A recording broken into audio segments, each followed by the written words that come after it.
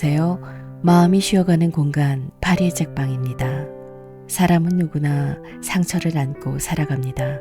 때론 그 상처가 너무 깊어서 나라는 존재마저 흐릿해질 때가 있습니다.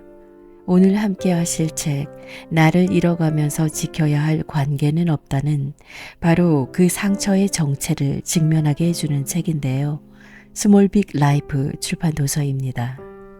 서울디지털대학교 상담심리학 교수이자 임상심리 전문가인 이지영 작가는 이 책 속에서 인간관계에서 상처받지 않고 감정으로부터 자유로워지는 방법을 담고 있는데요. 동시에 우리가 관계로 인한 상처를 어떻게 받아들이고 치유하고 회복할 수 있는지 다양한 사례를 통해 깨닫게 해줍니다.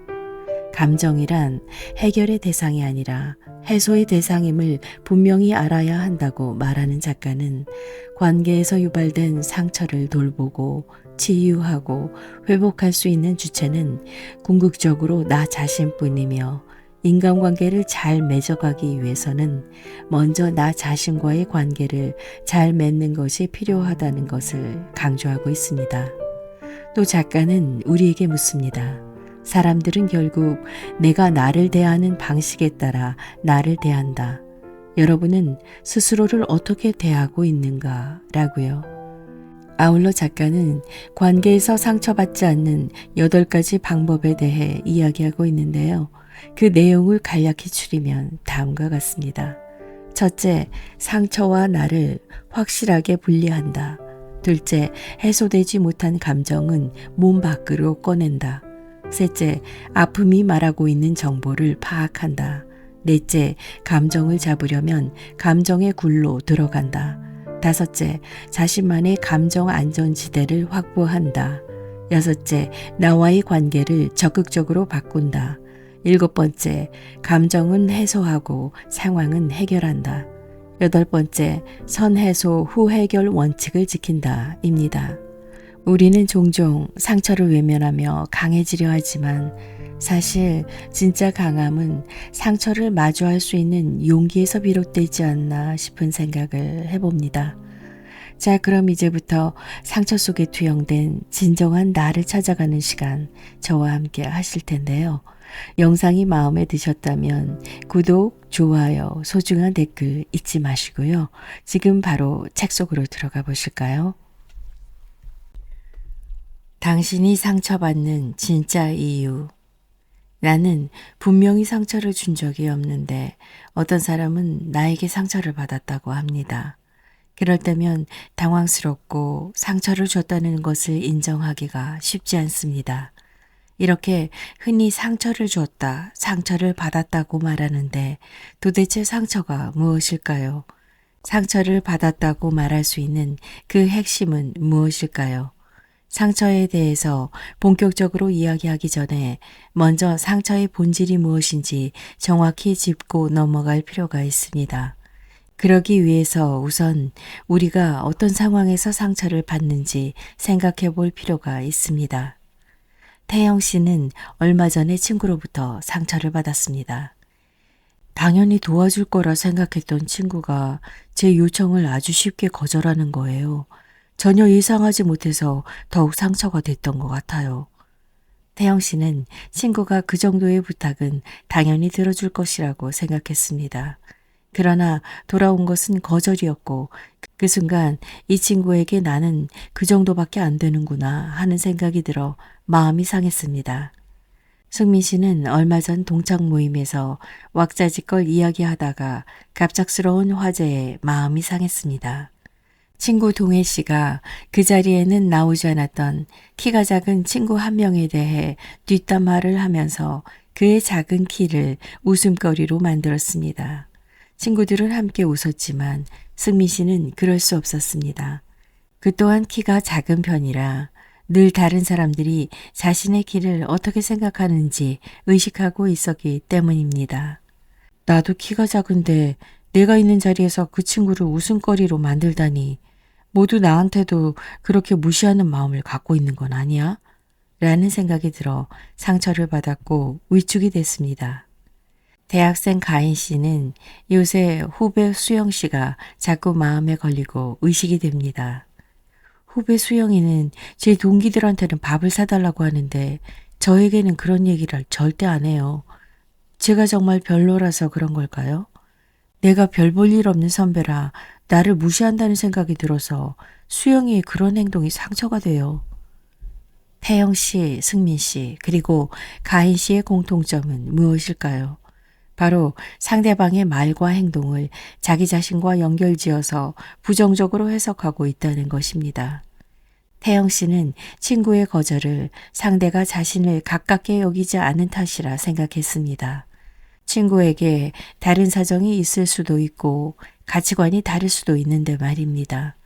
승민 씨 또한 동해 씨와 친구들의 행동을 보고 그들이 자신의 키에 대해서도 무시하고 있을 거라고 판단했습니다. 실제로 동해 씨와 친구들은 승민 씨의 키에 대해서는 별로 의식하지 않고 있을 수도 있는데 말이죠. 가인 씨도 후배 수영 씨가 밥을 먹자고 제안하지 않은 것에 대해 수영 씨가 자신을 별로라고 생각해서 그렇다고 그 이유를 돌립니다. 가인 씨가 너무 멋있는 선배라 어려워서 그럴 수도 있고 수영 씨가 다가가는 선배들이 수영 씨와 특별한 인연이 있을 수도 있는데 말입니다. 그렇습니다. 우리는 상대방의 말과 행동을 자신과 연결지어 해석할 때 상처를 받습니다. 누군가의 말이 나의 능력을 깎아내리는 것 같이 들리고 조직에서의 내 역할이 미미한 것처럼 생각되기도 하고 나의 가치를 별로라고 하는 것처럼 느껴지기도 하고 내가 못났다고 말하는 것으로 들리기도 합니다. 오빠에게 고기 반찬을 챙겨주는 엄마의 행동에 상처받기도 하고 바빠서 졸업식에 참석하지 못한 아빠의 행동에 상처받기도 합니다. 같이 놀러 가고 싶었는데 나에게는 말하지 않고 몇몇 친구들끼리만 놀러 갔다 온 얘기를 듣고서 마음이 상하기도 합니다. 그렇게 우리는 부모님이 무심코 던지는 말 한마디와 행동에 상처를 받고 자녀와 형제 자매의 말과 행동에 상처를 받기도 합니다. 친구들에게 상처를 받고 연인의 이별 통보로 심각한 치명상을 얻기도 합니다. 이는 그러한 말과 행동들이 우리 자신에 대한 믿음을 흔들어 놓기 때문입니다. 나아가 우리 자신을 버티게 해주는 자존감에 부정적인 영향을 미쳐 상처가 되는 겁니다. 그런데 어떤 경우에는 나에 대한 것이 아님에도 불구하고 상처를 받기도 합니다. 성철 씨는 오랫동안 믿고 좋아했던 선배가 어떤 여성을 성추행했다는 이야기를 들었습니다. 처음엔 믿을 수 없었습니다. 무언가 오해가 있었을 것이라 생각했지만 결국 그 일이 사실로 밝혀지면서 믿었던 선배가 그런 비윤리적인 행동을 했다는 것이 성철 씨에게는 충격으로 다가왔고 헤어나오기 어려운 아픔이 됐습니다. 아리 씨는 많은 사람들에게 존경을 받아온 박 교수님을 굉장히 따르고 존경했습니다. 그러나 얼마 전 박 교수님이 다른 사람들의 노동에 대한 대가를 지불하지 않고 오히려 자신이 귀한 기회를 준 것이니 감사하란 식으로 일을 처리한다는 이야기를 들었습니다. 그뿐 아니라 자신을 믿고 따르는 사람들을 오랫동안 착취해 왔고 그것에 대한 문제의식을 전혀 가지고 있지 않다는 것을 알게 됐습니다. 아리 씨는 너무나 심한 충격을 받았고 그 상처로 인해 삶의 상당한 부분이 흔들리는 것 같았습니다. 민영 씨는 아빠를 무척 사랑했습니다. 그러나 대학생이 됐을 때 엄마로부터 충격적인 이야기를 들었습니다. 바로 자신을 그렇게 사랑하고 좋아해줬던 아빠가 엄마를 배신하고 오랫동안 외도를 해왔다는 것이었습니다. 민영 씨는 아빠의 배신이 도저히 용서되지 않았습니다. 그토록 믿었던 아빠의 외도는 마음속 깊이 상처가 됐어요. 너무나 고통스러워요. 성철 씨, 아리 씨, 그리고 민영 씨의 경우 상대방이 이들에게 직접적인 상처가 되는 행동을 한 것은 없습니다. 그러나 이들 모두 심한 상처와 충격을 받고 고통스러워하고 있습니다. 그렇다면 무엇이 상처를 만들었을까요? 바로 성철 씨, 아리 씨, 민영 씨가 타인에 대해서 가지고 있던 믿음이 깨어져 상처가 된 것입니다. 성철 씨는 그 선배를 믿고 따랐습니다. 그 선배가 비윤리적인 일을 할 사람이라고는 전혀 생각하지 못했습니다. 아리 씨도 그 교수님이 누군가를 착취할 사람이 절대 아니라는 믿음을 가지고 있었고 민영 씨 또한 아빠를 굳게 믿었습니다. 그러나 이러한 믿음이 깨지면서 그것은 그들에게 심한 상처가 됐습니다. 우리는 살아가면서 세상에 대한 믿음을 갖게 됩니다. 여러 믿음이 생기고 깨지기를 반복하지만 세상에 이럴 것이라는 믿음이 있어서 세상에 일어나는 일들을 어느 정도 빠르게 이해하고 소화할 수 있습니다. 그런데 이러한 세상에 대한 믿음이 깨졌을 때 우리는 심한 상처를 받곤 합니다. 우리는 세월호 사건을 기억합니다. 우리가 보는 앞에서 물밑으로 가라앉던 그 가여운 아이들을 지켜보면서도 아무것도 해줄 수 없었던 그 사건은 사람들에게 엄청난 상처로 남았습니다. 그때 많은 부모들은 우리 아이도 갑작스럽게 죽을 수 있다는 생각을 하게 됐습니다. 즉, 세상에 대해 가지고 있던 믿음이 흔들리면서 심한 상처와 충격을 받게 된 것입니다. 열심히 노력하면 좋은 보상이 올 거라 믿었는데 노력 없이 돈과 배경으로 자신이 얻고자 했던 보상을 쉽게 가져가는 친구들을 보면서 세상에 대한 심한 배신감을 느끼기도 합니다. 신이 자신을 지켜줄 것이라 믿으며 그토록 열심히 신앙생활을 했는데도 자신에게 가장 소중한 아이를 사고로 잃게 되었을 때 신에 대한 믿음이 흔들려 고통스러워하기도 합니다. 종합해보면 상처란 자신과 타인 그리고 세상에 대해 가지고 있던 믿음이 흔들리거나 부정적인 방향으로 깨지고 훼손되었을 때 정신세계가 흔들리는 현상입니다. 상처와 나를 분리하라. 이 세상에 상처받지 않는 사람은 없습니다. 나만 상처받지 않을 수는 없지요. 그런데 앞서 이야기했듯이 누군가의 말이나 행동 또는 사건이 우리에게 상처가 되는 이유는 바로 나 자신과 관련지어 해석하는 데 있습니다. 나에 대한 말일 거야. 나를 무시하는 걸 거야. 내가 그렇게 해서 그런 걸 거야. 와 같이 나와 결부시켜 해석하니 속상하고 상처가 되지요. 자신을 안 좋게 생각해서 저런 식의 말이나 행동을 한 것이라 생각하고 나아가 자신이 뭔가 잘못되고 부족한 사람이라 그런 일이 일어난 거라고 본인에게 탓을 돌립니다. 그렇다면 누군가의 말이나 행동이 상처가 되지 않도록 하기 위해서는 어떻게 하면 될까요? 바로 나와 관련 짓지 않으면 됩니다. 나와 결부시키지 않으면 됩니다. 물론 쉽지는 않습니다. 인간이 가진 특성 때문입니다. 인간은 어떤 자극이나 상황을 해석할 때 잘못된 방향으로 왜곡해서 해석하는 오류를 굉장히 자주 범합니다. 그 가운데 개인화라는 오류가 있습니다. 어떤 자극이나 상황을 자신과 관련지어 해석하는 경향을 말합니다. 우리가 개인화 오류를 얼마나 자주 범하는지 몸소 경험한 기억이 있습니다. 대학원 세미나에서 뜬금없이 지도 교수님께서 며칠 전에 뭔가 불쾌한 일이 있었다는 얘기를 하셨습니다. 이렇게만 말씀하시고 자세한 설명 없이 세미나가 진행됐습니다. 세미나가 끝나고 지도 제자 7명 정도가 모여 앉았습니다. 어느 한 친구가 먼저 말을 꺼냈습니다. 며칠 전에 자신이 어떤 실수를 했는데 그것 때문에 교수님이 불쾌하셔서 그런 얘기를 하신 것 같다는 겁니다. 그런데 옆에 있던 다른 친구가 아니라면서 자신이 이런 일을 했는데 그것에 대해 하는 말씀이라고 했습니다. 저를 포함한 모든 제자가 지도 교수님이 자신에게 불쾌해서 한 말이라고 생각하고 있었던 것입니다. 저는 속으로 마음이 놓였을 뿐 아니라 얼마나 많은 사람들이 자극이나 상황을 자신과 결부지어 해석하고 살아가는지 몸소 깨달았습니다. 그렇다면 이제 다른 노력을 해봅시다. 누군가의 말, 행동의 원인을 여러분 자신에게서 찾는 것이 아니라 그 사람이나 주변 상황에서 찾아보세요. 일단 그 사건, 사고의 원인을 외부에서 찾아보는 겁니다. 말 그대로 정말 상황이 여의치 않았나 보다. 뭔가 기분 나쁜 일이 있어서 신경이 날카로워져 있나 보네. 그 사람이 원래 말이 거칠고 성격이 나빠서 저런 식으로 말을 하는 거야. 와 같이 나와 관련 짓지 말고 그 사람의 모습으로 바라보세요. 그 사람에게 그런 면이 있다거나 당시의 그런 마음 상태라고 읽어보세요. 또는 그 사고는 누구도 막을 수 없는 어쩔 수 없는 일이었어. 내가 그때 정말 운이 안 좋았네 라고 원인을 상황에 돌려볼 수도 있습니다.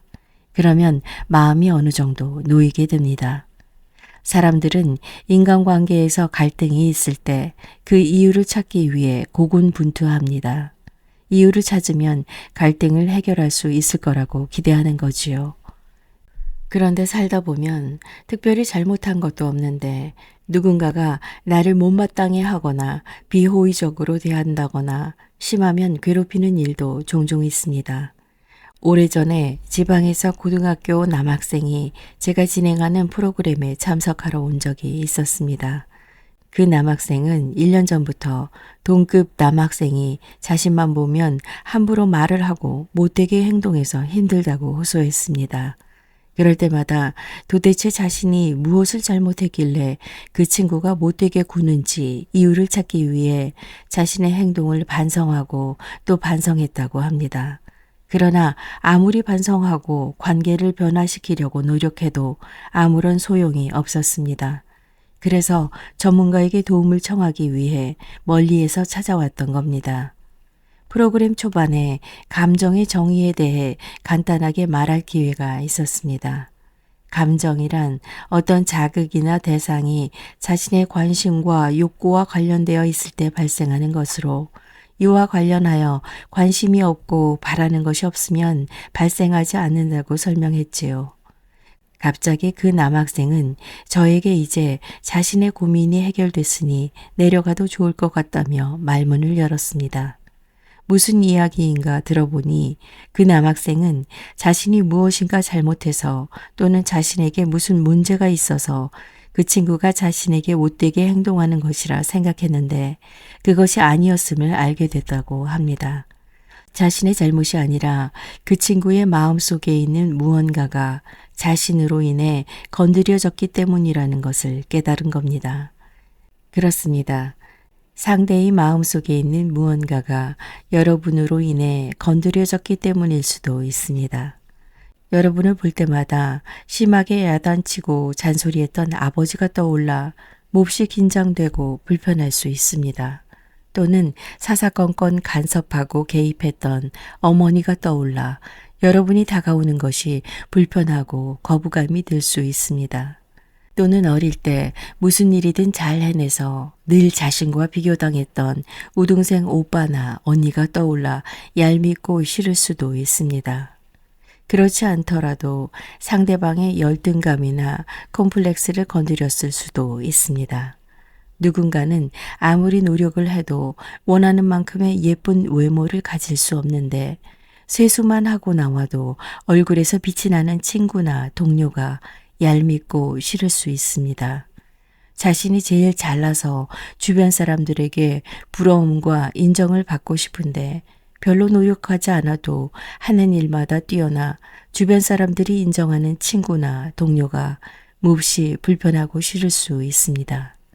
다른 사람들에게 인기 있는 사람이 되고 싶은데 성격이 좋아서 주변 친구들이나 동료 모두가 좋아하는 그 사람이 정말 꼴보기 싫고 미울 수 있습니다. 이렇듯 여러분이 구체적으로 잘못을 하지 않았어도 누군가에게는 상처를 줬던 사람을 떠올리게 하거나 내면의 열등감을 건드려서 불편감을 유발할 수 있습니다. 그것은 여러분의 잘못이 결코 아닙니다. 그렇기에 관계를 긍정적으로 변화시키고자 하는 여러분의 노력이 별 소용이 없고 허사로 돌아가 답답하고 무기력감을 느끼게 되는 겁니다. 잘하려고 다가갈수록 상대방은 더욱 못되게 굴거나 긴장하고 불편해할 수 있습니다. 왜냐하면 여러분의 모습이나 행동이 그들의 상처와 열등감을 더욱 자극하고 떠올리게 하여 상처를 덧나게 하기 때문이지요. 그럴 때는 안타깝지만 상대방과 일정한 거리를 두는 것이 서로를 위해 도움이 될 수 있습니다. 상대방도 상처가 떠올리지 않아서 좋고 여러분 또한 불필요하게 상처받고 아파하지 않을 수 있으니까요. 물론 다가가서 상대방으로 하여금 나의 아버지가 아니었구나, 나의 어머니가 아니었구나, 그 사람과는 다른 사람이구나를 깨닫도록 도와서 좋은 관계로 거듭날 수도 있습니다. 또는 상대가 여러분의 진심을 깨닫고 열등감으로 인한 질시를 멈추고 여러분을 인정해서 호의적인 관계로 발전할 수도 있습니다. 그러나 그들이 상처와 열등감을 스스로 치유하려는 의지가 없고 노력하지 않는다면 여러분과 좋은 관계를 형성하기는 쉽지 않습니다.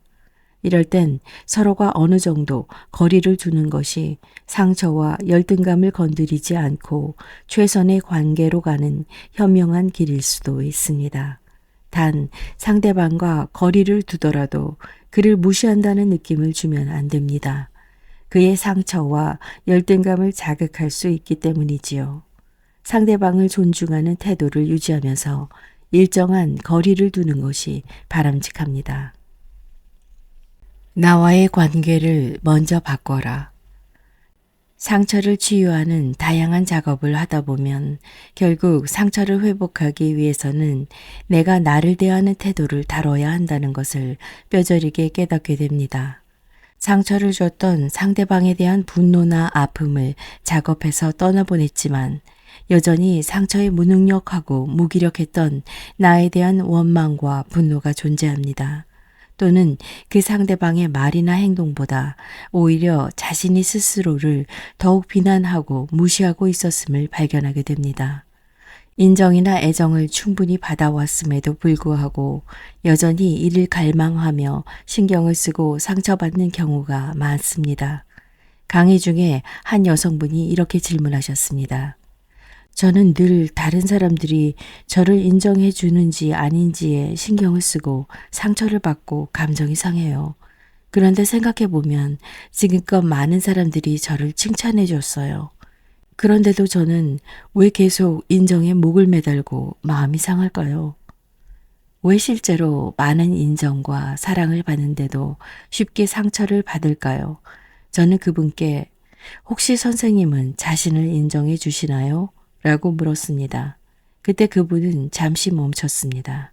정작 자신이 그렇게 노력하고 애써왔던 스스로를 인정해 주지 않았다는 것을 깨달았던 겁니다.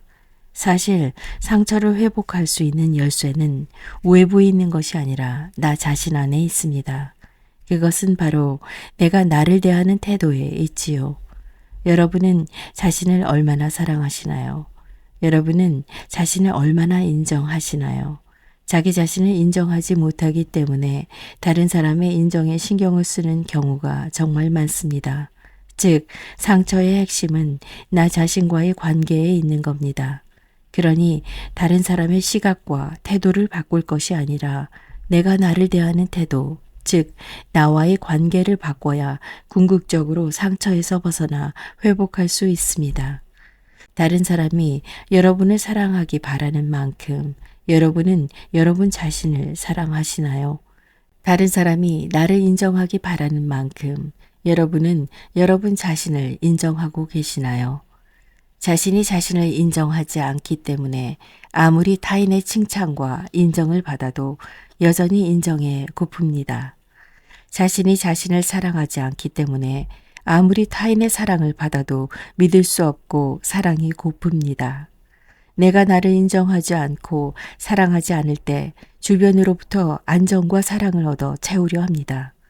자신이 자신을 인정해주고 사랑해주면 되는데 그것을 생각지 못하고 주변으로 시선을 돌려 계속 채워달라고 기대하고 요구합니다. 거기에 꽂히고 압도당해서 주변의 사랑과 인정을 받아서 채우려 합니다. 그러나 내가 나를 채워주기 전까지는 결코 채워지지 않습니다. 주변으로부터 항상 사랑을 받는데도 조금이라도 다른 여지가 있는 말이나 행동, 사건, 사고가 있을 때 바로 이 순간이 내가 나를 바라보는 시각이 건드려지는 순간입니다.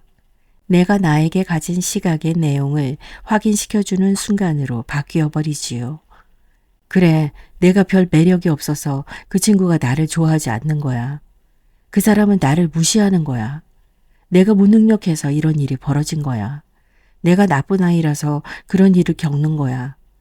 즉, 내가 나를 생각하는 것과 결부지어서 상처를 만들고 아픔을 겪습니다. 왜? 내가 나를 사랑하지 않으니까. 내가 나를 인정하지 않으니까요.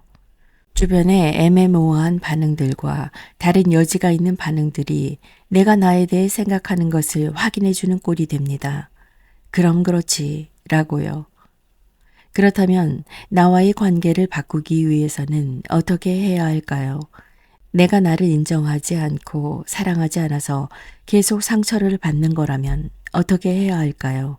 바로 내가 나에 대해 갖고 있는 그 불쾌한 감정을 거두어내야 합니다. 그 감정을 안전하게 해소해서 떠나보내야 합니다. 먼저 분노와 원망, 미움을 해소하십시오. 대부분이 자신에게 분노와 미움과 같은 불쾌한 감정을 갖고 있습니다. 그 감정이 해소되지 못한 채 표면에 계속 맴돌고 있지요. 너에게 정말 화가 나. 그렇게밖에 못하는 너에게 화가 나. 내가 정말 미워. 그것밖에 안 되는 내가 정말 미워. 그러나 사람들은 그 감정에 휘둘릴 뿐 직접 만나기를 두려워합니다. 자신에 대한 화난 감정과 만났을 때 자신을 정말 싫어하게 될까봐 그리고 미워하게 될까봐 두려워서 대놓고 만나지를 못합니다. 그저 불쾌한 감정이 있다는 것을 짐작은 하면서도 그저 외면하고 눌러놓습니다. 그런데 여러분들이 만나지 않고 눌러놓는다고 해서 그 감정이 얌전히 숨어 있지는 않습니다. 옆에서 너 미워, 너 싫어 라고 속삭이며 계속 알짱거리고 맴돌면서 괴롭힙니다. 그렇게 영향을 받아 주변 사람들의 말이나 행동 그리고 처하는 상황이나 사건에 쉽게 상처받게 되지요. 그러니 나에 대한 그 감정을 만나서 실컷 밉다고 해보세요. 자신이 싫다고 해보세요. 자신에게 화가 난다고 대놓고 말해보세요.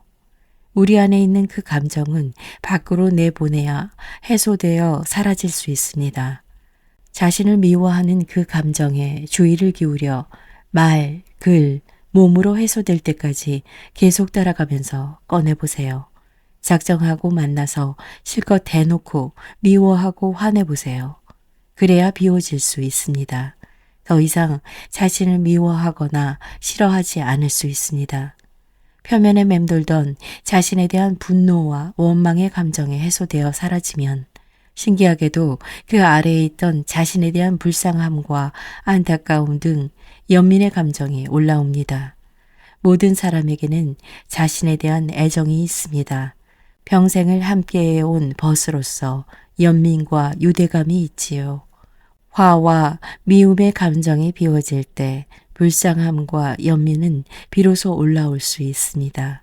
그 순간이 자신에 대한 태도가 변화되는 지점임을 기억하십시오.